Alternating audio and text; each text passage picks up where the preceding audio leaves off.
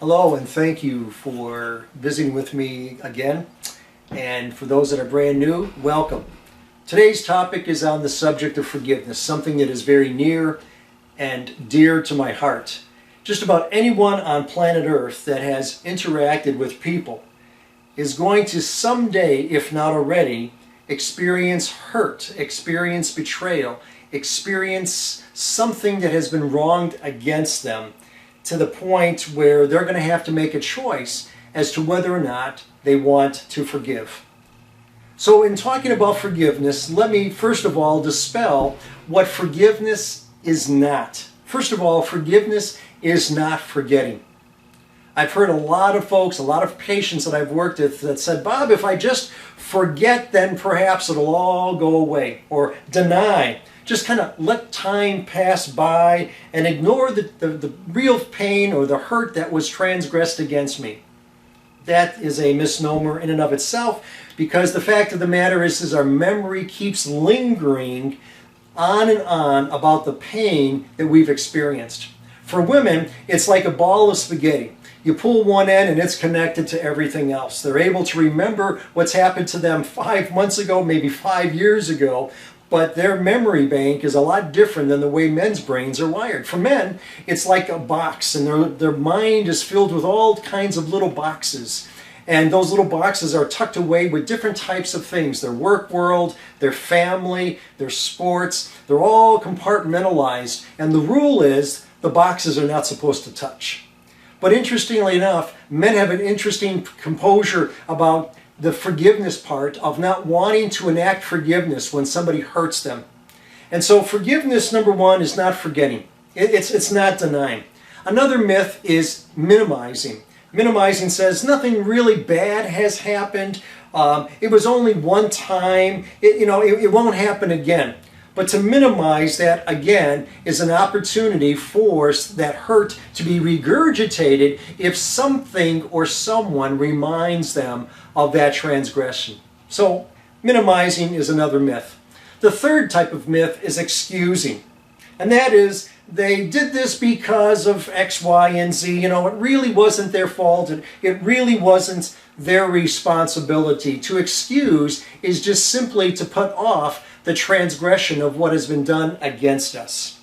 People hold on to what I call an emotional file folder. In one of my other videos, I talked about emotional file folders that people hold on to. An emotional file folder is all the hurts, the anger, the resentments, the bitterness, the frustrations, the disappointments that they've experienced from someone or something in their lives.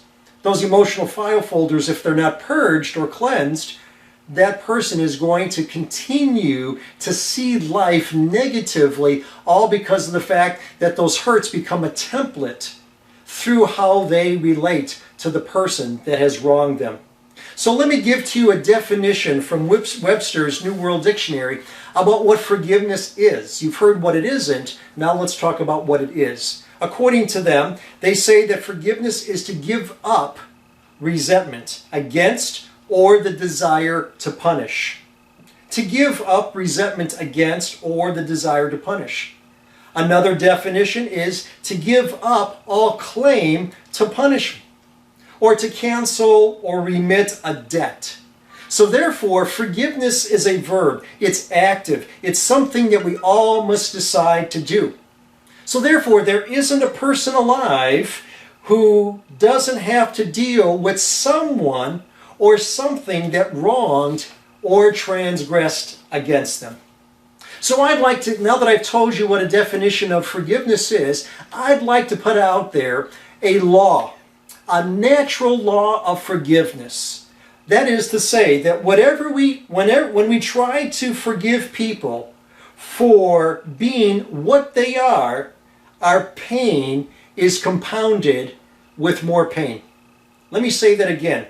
When we try to forgive people for being what they are, our pain, our hurt, is only that much more compounded.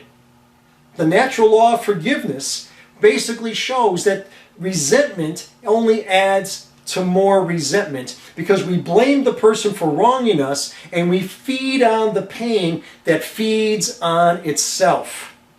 So the solution to this natural law of forgiveness is that forgiveness that heals is a forgiveness that focuses on what people do, not on what they are. Otherwise, we overload the circuits of forgiveness in trying to forgive them for not being the people that we expect them to be. We need to look at them for not what they are, but for what they do. And that's what I call the natural law of forgiveness. Now remember, you cannot erase the past, but you can heal the pain that past event left behind. You cannot erase the past, but you can begin to heal the pain that it left behind. So the critical question that you need to ask yourself is, do I really want to be healed? Do I really want to keep on suffering from the hurt that's been lodged in my memory banks? Let me share with you 3 different types of unfair hurt that causes people on that fork of whether they're going to forgive or not. The first type of unfair hurt is being wrongfully wounded when we don't deserve it. Have you ever had that experience? You didn't see it come, and all of a sudden somebody said something to you that automatically blindsided you. That's an unfair hurt. Another type of unfair hurt is betrayal. That's when we're stabbed in the back. A broken promise, or promises when we were sold out for someone or something else. Nothing hurts more like betrayal.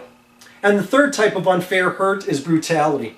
That's when we personally been violated by a stranger or perhaps somebody that we knew. The anger, the resentment, the bitterness that we feel actually comes inside the brain of a part called the amygdala. And the memory, the experience of that unfair hurt, it's stored inside the amygdala. It's encoded in the amygdala. And interestingly enough, it's integrated with all of those emotions by the amygdala in other regions or other parts of the brain.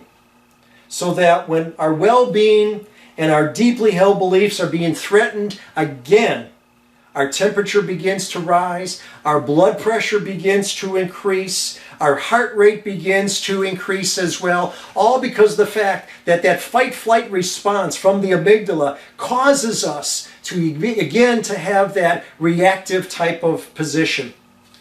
Dr. Everett Worthington is a professor and a chair at the Department of Psychology at Virginia Commonwealth University. He measured levels of cortisol in the saliva of people who rated their relationship with a significant other as either being terrific or terrible. You see, cortisol is the hormone that metabolizes fat for a quick response to stress. And after the stress stops or ends, that cortisol redeposits the fat back where it's easily accessible, typically around the waist. He found that people with poor or recently failed relationships tended to have higher baseline levels of cortisol, and they scored worse on the test that measures their general willingness to want to forgive. When they were asked to think about their relationship, their cortisol reactivity, that is their stress hormone, jumped exponentially. And it only points out the fact that if we ruminate, if we cogitate, if we continue to rehash over and over again the transgression of what's been done to us, that biological homeostatic equilibrium is completely thrown off balance. The wronged person begins to become absorbed where they're consumed with bitterness. And the ironic thing is, the wronged person now becomes the victimizer of their own self. They begin to find themselves damning and punishing and condemning themselves with all kinds of hurtful thoughts. So the solution is that forgiveness that heals is a forgiveness that focuses on what the person did and not on what the person is or on who they are. It gives up the right to try to fight back. That's the solution. And as the person who was wronged gives the gift of forgiveness, I submit to you that they're healed in the process. You see, the giving is solely the choice of the wronged victim. Nobody forces them, but it's a choice of them wanting to forgive that individual. The giving also involves only one, and that only one is the wronged person. The giving also needs no one else's cooperation. It's just the one who has been hurt. And finally, the giving releases the wrongdoer from the responsibility of their actions. It releases the wrongdoer from their behavior. You don't hold the violation over their head forever. The beauty, the joy of being able to forgive is that you experience a peace, a sense of tranquility, and recognizing that you no longer have to be the judge, the jury, and the executioner of the person that has wronged you. You're exonerating that person. Exonerating means that you're lifting the load of culpability off the wrongdoer. Now catch this, without demanding justice. Without demanding justice. That is exoneration in its purest form. Now, this doesn't restore the relationship, but it doesn't demand responsibility either for the injustice. But what it does do, it means that you're putting the brakes on any kind of additional damage to protect yourself from further hurt, from further damage, from further pain. You're exonerating the person. You're letting go, you're canceling the debt of what the person has done to you. And it really does work very well with the person who is wronged in the fact that it gives them a sense of empowerment. For empowerment itself is the opportunity to feel at peace with yourself. Now, if the wrongdoer is genuinely willing to show that they want to address the damage that they've caused, if the wrongdoer is wanting to reestablish trust in a loving, transparent moment or manner, that's fine. But if that wrongdoer doesn't want to initiate that type of action, then you, as the individual who's been wronged, have the choice to exonerate. And I hope that this will help you in recognizing that the law of forgiveness is a law that allows you to experience that peace, that allows you to experience a sense of contentment. In spite of the wrong, you exonerate the person so that you yourself can go on living life in a healthy manner. Thank you for being with me. I hope this helps you on the subject of forgiveness. Until next time, I look forward to seeing and talking to you again. Bye-bye.